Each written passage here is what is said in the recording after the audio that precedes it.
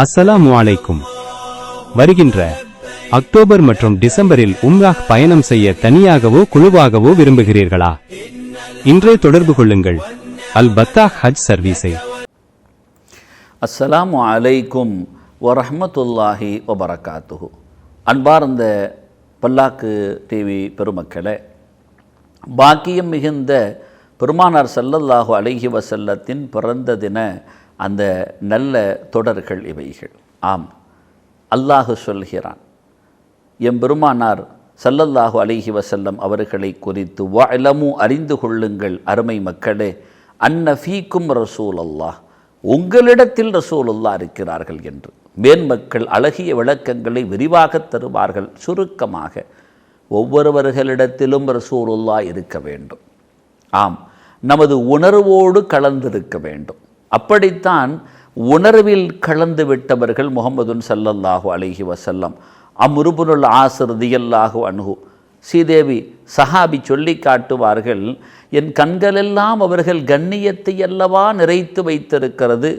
ஒமா குன்து உதீகு அன் அம்லா ஐனைய மின்ஹு இஜ்லாலல் லஹு, அந்த மாதிரி ஒரு கண்ணியத்தை நிறைச்சி என் கண்ணு யார் விஷயத்துலையும் வைக்கல. ஒலவு சுஇல்து அன் அசிஃபா, நீங்கள் என்கிட்ட ரசூலை பற்றி வர்ணனை செய்யுங்களேன்னு சொன்னால் மா அத்தக்குத்து, என்னால் முடியாதுங்கிறாங்க. ஏன் தெரியுமா? கண்ணியத்தால் நாங்கள் தலைகளை தாழ்த்தித்தான் வைத்திருந்தோமே தவிர என்னால் அவர்களை துல்லியமாக பார்க்க முடியலன்னாங்க. ஆனால் சில கண்களை பார்க்க வைத்தான், சரித்திரத்தில் பெருமானார் குறித்த செய்தி பதிவு செய்வதற்காக. ஆம், சஹாபிகள் இப்படித்தான் நடந்து கொண்டார்கள். அவர்களின் மீது உணர்விலேயே கலந்த உத்தமர்களாகவே இருந்தார்கள்.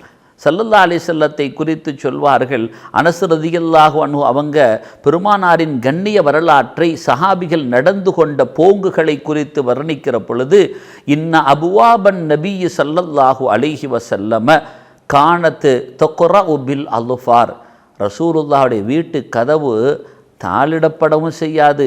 அது யார் வேண்டுமானாலும் பெருமானாரிடத்தில் அனுமதி பெற்று உள்ளே வர முடியும். ஆனால் அந்த ரசூலுடைய கதவுகள் சஹாபிகளால் தட்டப்படும். எதை கொண்டு தெரியுமா? விரலின் நுனிகளால் என்றார்கள். இந்த அல்ஃபார்னா நகம் இருக்கு பாருங்க, இந்த நகத்தை கொண்டு லேசாக உராய்த்தல் அல்லது லேசாக தட்டுதல். இப்படித்தான் சஹாபிகள் பெருமானாரை அவர்கள் அணுகினார்கள். எவ்வளவு கண்ணியமாக! அந்த உணர்வில் கலந்திருந்தால் தானே இத்தகைய உத்வேகம் வரும், இல்லையா? சங்கைக்குரிய பெருமக்களே, நபிக்கு குர்பானாகி போய் விடுவார்கள். அபூபக்கர் சித்திக் ரலியல்லாஹு அன்ஹு அவங்க ஸல்லல்லாஹு அலைஹி வஸல்லம் அவங்களுடைய அந்த விஷயத்தில் எவ்வளவு அழகாக நடந்து கொண்டவர்கள் தெரியுமா? ஹிஜ்ரத்தின் சமயத்தில் வித்தியாசமாகவே நடந்து கொண்டார்கள். ரசூலுல்லாஹ் அழைத்தவுடன் கண்களெல்லாம் ஆனந்த கண்ணீரை வரவழைத்தது. யா ரசூலல்லாஹ், உங்களோடு நான் பயணம் வருகிறேன் என்று. அது சந்தோஷ பயணமும் அல்ல, ஊரிலிருந்து விரட்டப்படுகிற பயணம் அது. ஆனால் என் பெருமானாரோடு பயணிக்கிறேன் என்கின்ற பொழுது அதை கடந்து வேறு என்ன சந்தோஷம் வேண்டும்? என் பெருமானாருக்கு அர்ப்பணம் என்றல்லவா சென்றார்கள். ஃபிதாக்க ஃபிதைனாக்க என்பார்கள், எங்களை அர்ப்பணித்து விட்டோம் என்பார்கள். ஹிஜரத்தில் நடந்து செல்கிறார்கள். என் கண்மணி நாயகத்தின் பஞ்சு கால்கள், அந்த பிஞ்சு கால்கள் கீழே பட்டு பட்டு இரத்தம் வருகிற அளவுக்கு செவந்து போய் விடுகிறது. சில கட்டங்களில் கற்கள் எல்லாம் அவர்களின் கால்களை அப்படியே பதப்பார்க்கிறது. அபூபக்கர் ரலியல்லாஹு அன்ஹு கரடுமுரடான இடங்களில் எல்லாம் எப்படி தெரியுமா நடந்து கொண்டார்கள்? தங்களுடைய காலின் மீது பெருமானாரை ஏற்றி வைத்து அப்படியே அந்த இடங்களை, கரடுமுரடான இடங்களை கடந்தார்களாம். அல்லாஹு அக்பர்! நாம் பிள்ளைகளை வைத்து விளையாடுவோம், பார்த்திருக்கிறீர்களா? நமது 2 கால்களின் மீதும் அந்த பிள்ளைகளை வைத்து கையை பிடித்து கொண்டு நாம் அந்த கால்களை எடுத்து வைப்போமே, அது மாதிரி அபூபக்கர் ரலியல்லாஹு அன்ஹு வைத்தார்களாம். வைத்து என் பெருமானாரின் கால்கள் எந்த பழுதும் பட்டுவிடக்கூடாது என்பதில் எப்படித்தான் அவர்களுக்கு அவ்வளவு பெரிய அழகான ஒரு நிலைகள் ஏற்பட முனைந்து இருக்கிறது என்பதை பார்க்கிறோம். ஸல்லல்லாஹு அலைஹி வஸல்லம் அவர்களிடத்தில் ஹிராவினுடைய சௌரினுடைய குகை வருகிறது. பெருமானே நின்று கொள்ளுங்கள் என்கிறார்கள். எந்த சந்தர்ப்பத்திலும் ரசூலுல்லாஹவை முந்தாத அபூபக்கர் ரலியல்லாஹு அன்ஹு இந்த சந்தர்ப்பத்தில் மாத்திரம் முந்தி விடுகிறார்கள். நில்லுங்கள் யா ரசூலல்லாஹ் என்று.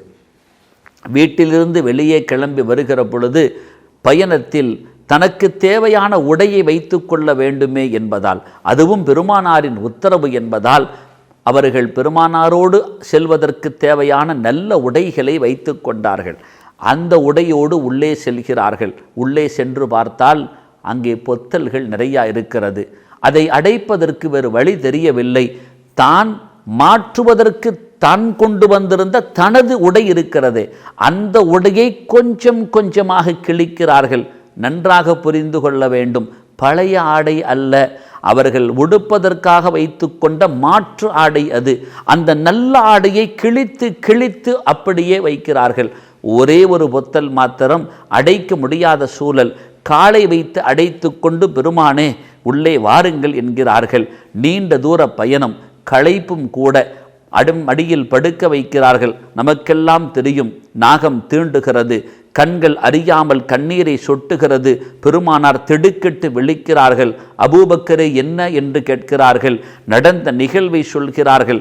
காலை எடுங்கள் என்கிறார்கள். அந்த காலில் தனது முபாரக்கான உமிழ் நீரை வைக்கிறார்கள். அந்த நேரத்திலேயே அந்த விஷங்கள் எல்லாம் முற்றிலுமாக முறிந்து போய்விடுகிறது. நீண்ட நெடிய நிகழ்வுகள், அதற்குள்ளால் பல்வேறு சம்பவங்கள் இருந்தாலும் இறுதியாக அந்த இடத்திலிருந்து வெளியே வருகிற பொழுது, அபூபக்கரே உங்கள் துணி எங்கே என்று கேட்கிறார்கள்.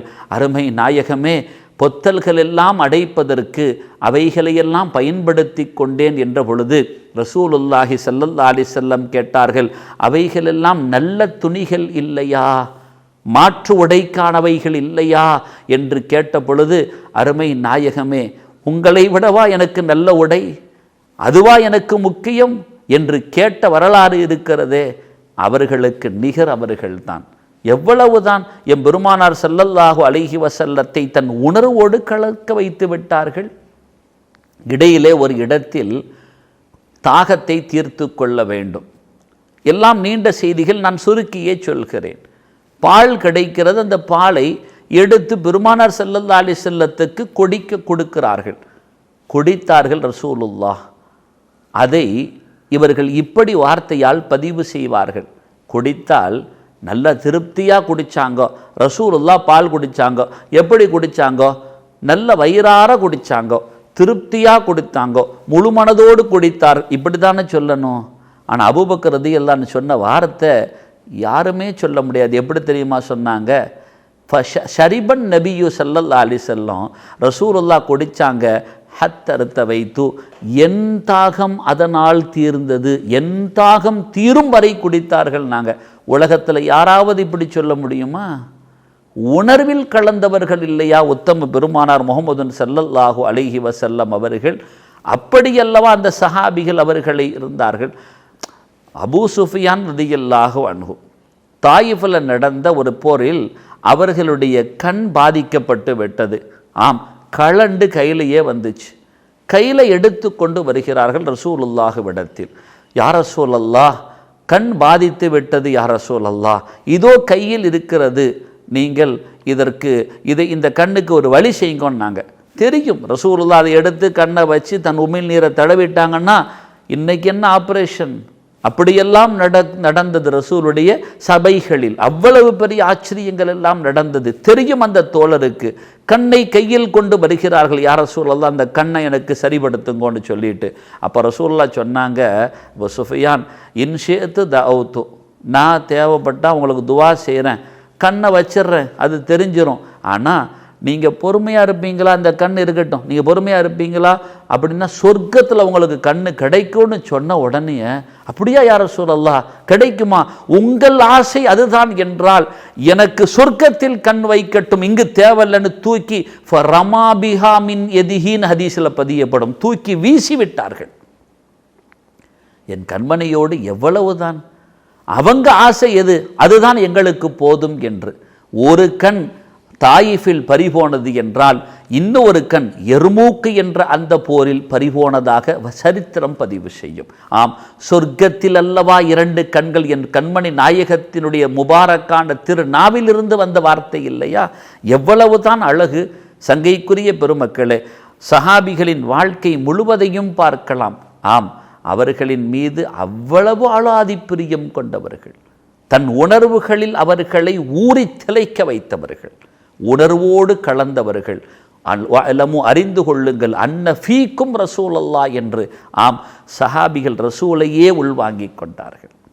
அல்லாஹ் நமக்கும் அந்த பாக்கியத்தை நசீபாக்குவானாக, நமது சந்ததிகளுக்கும் அந்த பாக்கியத்தை நசீபாக்குவானாக. வஸ்ஸலாமு அலைக்கும் வரஹ்மத்துல்லாஹி வபரகாத்துஹு.